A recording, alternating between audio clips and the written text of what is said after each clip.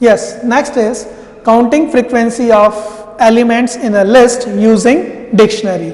The split works on a string type data and breaks up a string into words and creates a list out of it. Yes, student, यहाँ पर split function क्या करेगा? Split function आपके जो particular string है उस string को break करेगा किसमें? वर्ड्स में, और रिजल्ट किसमें देगा आपको? लिस्ट में. Let's see an example. Here text is equals to this is simple string. Word dot is equals to text dot split. Split function आप यूज करें और जैसे वर्ड्स को प्रिंट कराएंगे तो क्या प्रिंट कर देगा? This comma is comma sample comma string. Okay, now second example is text is equals to 1 comma 2 comma 3. ठीक है, इस तरह से आपने कॉमा लगा के यदि आप प्रिंट कर रहे हैं तो उसके लिए आपको क्या करना पड़ेगा? Word text dot split double quotation में आपको एक कोमा साइन देना होगा, तभी आपका वर्ड जब आप प्रिंट करेंगे तो बीच में इससे सेपरेट करेगा कोमा से. ओके स्टूडेंट, यहां इन दोनों डिफरेंस आपको क्लियर हो गया. यहां क्या था? This is sample string. आपने डायरेक्ट स्प्लिट फंक्शन यूज किया, बट यहां पर क्या है? जो स्ट्रिंग है वो पहले से ही सेपरेट है किसमें? कोमास में. तो आपको अगर जब इसके आउटपुट में कोमा यूज करना है तो आप क्या करेंगे? स्प्लिट फंक्शन में कोमा का यूज करेंगे. Okay, now dictionaries, function and methods. Students, अब हम देखेंगे डिक्शनरीज के ऊपर कौन कौन से फंक्शंस एंड कौन से मेथड्स अप्लाई होते हैं. उसमें फर्स्ट है the lane method. Lane means length. यदि आपको लेंथ फाइंड आउट करनी है तो आप कौन सा फंक्शन यूज करेंगे? Len method. This method returns length of the dictionary.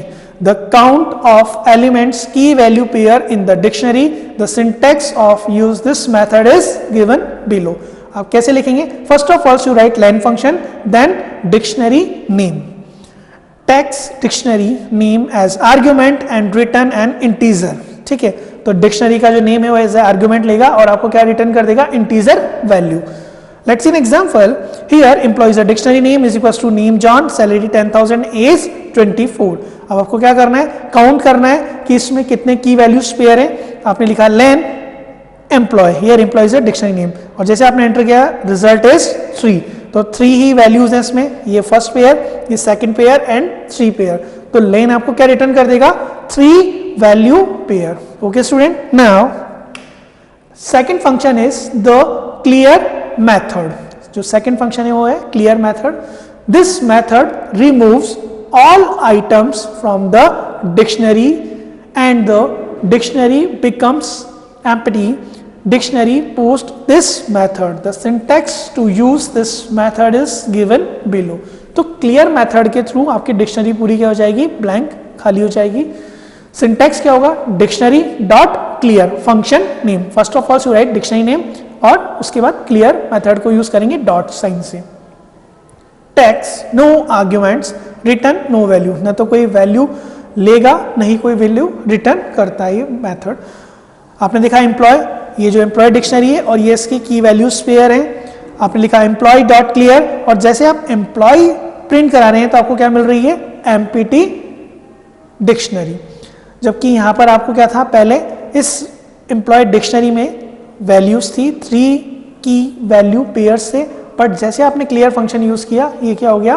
पूरा ब्लैंक हो गया. The clear method does not delete the dictionary, it just delete all the elements inside the dictionary. तो क्लियर जो मेथड है वो dictionary को complete delete नहीं करता, बट क्या डिलीट करता है? उनके अंदर जो वैल्यूज हैं उन्हें ही डिलीट करता है.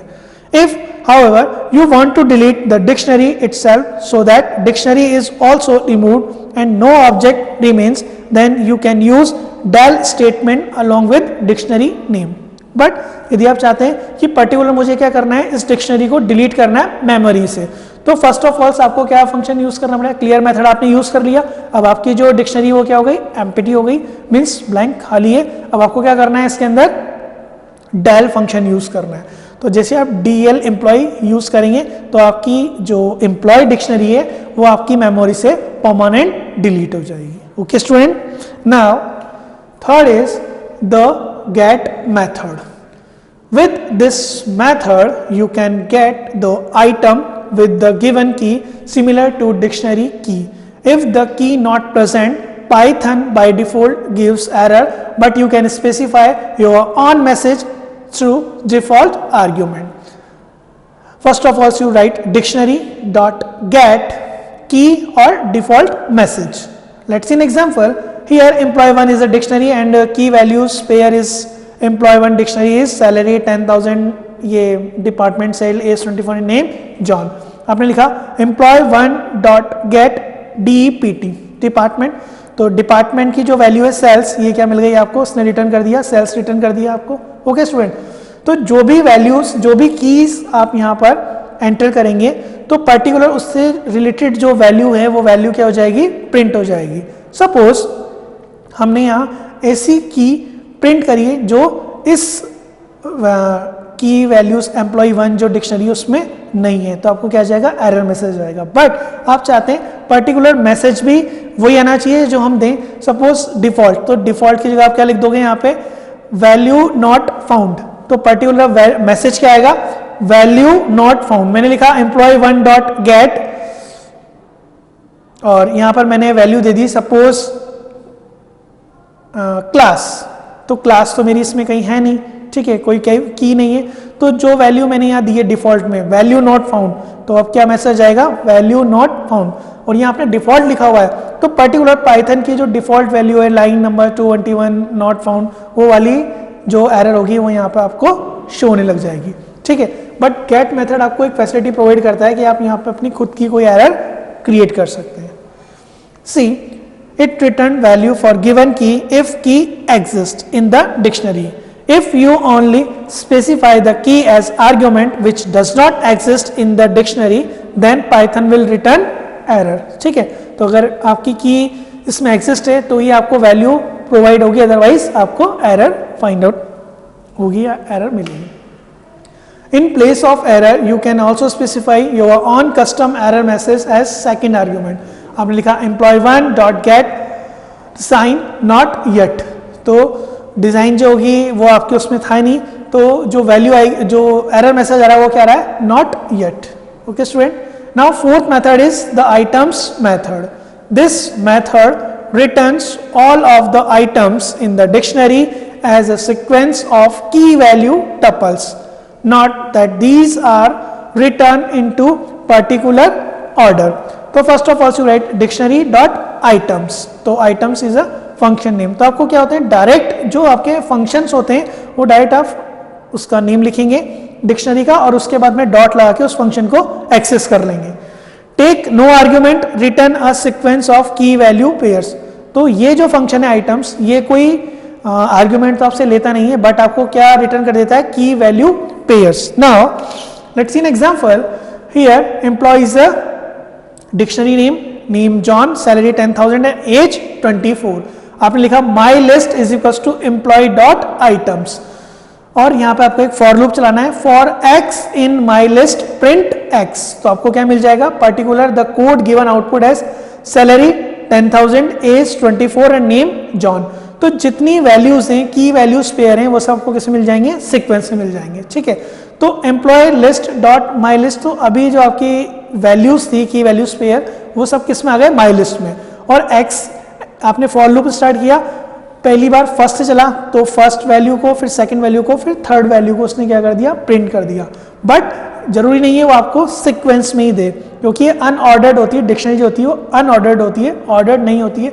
तो जो वैल्यूज होती है वो हमें क्या मिलती है, अनऑर्डर्ड फॉर्म में मिलती है. ठीक है student, now next is the keys method. You have already worked with this method. This method return all the keys in the dictionary as a sequence of keys in form of a list. Not that these are written in no particular order. ठीक है, तो जितनी भी keys होगी वो आपको सबको किसमें प्रोवाइड कर देगा, लिस्ट फॉर्मेट में, बट ऑर्डर चेंज हो जाएगा. So first of all you write dictionary dot keys, take no argument, return a list sequence of a list. Employee is a dictionary name और ये सब क्या के की वैल्यूज पेयर हैं. आपने लिखा एम्प्लॉय डॉट कीज, तो जो इनकी कीज है salary, department, age and name, ये आपको क्या मिल जाएगी, ये फॉर्मेट आपको प्रिंट हो जाएगा, बट जरूरी नहीं है कि जिस सीक्वेंस में ये है उसी ऑर्डर में आपको ये वैल्यूज मिलेगी। Now next is the values method. तो कीज से तो क्या होता, कीज फाइंड आउट ही थी, वैल्यूज से क्या होगी, जितनी भी वैल्यूज हैं वो सारी वैल्यूज आपको in a form of list में आपको प्रोवाइड हो जाएगी। This method returns all the values from the dictionary as a sequence or list, not that these are return in no particular order. ये चीज़ हम बार बार इसलिए आपको बता रहे हैं कि पर्टिकुलर डिक्शनरी जो होती है उसमें आपको जो वैल्यूज़ मिलेगी वो जिस फॉर्मेट में स्टोर है जरूरी नहीं है उस फॉर्मेट में आपको मिल जाए, क्योंकि ये अनऑर्डर्ड होता है। The syntax to use this method is given below. First of all you write dictionary name dot values, take no argument, कोई आर्ग्यूमेंट नहीं लेगी, return a list sequence of values, और जो आपको लिस्ट देगी, जो आपको वैल्यूज देगी वो किस में देगी, लिस्ट सीक्वेंस में। Now let's see an example, here employees at dictionary name, और ये इसके क्या है, की वैल्यूज पेयर है। आपने लिखा एम्प्लॉइज डॉट वैल्यूज, तो आपको क्या मिल जाएगा, 10,000 सेल्स 24 एंड जॉन्स। ओके, तो फर्स्ट हमने देखा था कीज मेथड, सेकंड मेथड ये कौन सा है, वैल्यूज मेथड। इससे जस्ट पहले हमने कीज मेथड देखा था। तो दोनों मेथड्स आपके पास में, यदि आपको की फाइंड आउट करनी है तो आप की मेथड यूज करेंगे, और यदि आपको डिक्शनरी में से वैल्यू फाइंड आउट करनी है तो आप वैल्यू मेथड यूज करेंगे। Now next is the update method. This method merge key value pairs from a new dictionary into the original dictionary, adding or replacing as needed. The item is the new dictionary are added to the old one and override the item already there with the same key. The syntax of update method is dictionary dot update other dictionary. Student यहाँ पर हमने दो dictionary ले रखी है, first employ 1 and employ 2। ये employ 1 की values है एंड एम्प्लॉयज 2 की वैल्यूज है। अब हमें क्या करना है, एम्प्लॉय 1 डॉट अपडेट एम्प्लॉय 2। तो एम्प्लॉय 1 को हमने अपडेट कर दिया किससे, एम्प्लॉय 2 से। अब जैसे हमने एम्प्लॉय 1 को प्रिंट किया तो क्या क्या, सैलरी 54,000, तो जो सैलरी 10,000 थी एम्प्लॉय 1 की वो अपडेट हो गई किससे, 54,000 से। डिपार्टमेंट सेल, एक नया जो आपका की वैल्यू पेयर है डिपार्टमेंट, वो यहां पर आकर ऐड हुआ। नेम जो था वो जॉन था, अब क्या हो गया, दिया। एंड एज 24, क्योंकि एज का यहां पर कोई भी की वैल्यू पेयर नहीं है, तो एक जो एज है वो आपका एज इट इज रह गया। बाकी जितने नेम और आपकी सैलरी थी ये दोनों अपडेट हो गई, और एक नया कॉलम की वैल्यू पेयर आपका इसमें ऐड हुआ है, डिपार्टमेंट सेल्स। ओके स्टूडेंट, तो इस तरह से आप अपनी वैल्यूज को क्या कर सकते हैं, अपडेट कर सकते हैं। Okay student, I hope you understood all the topic very well. Thank you.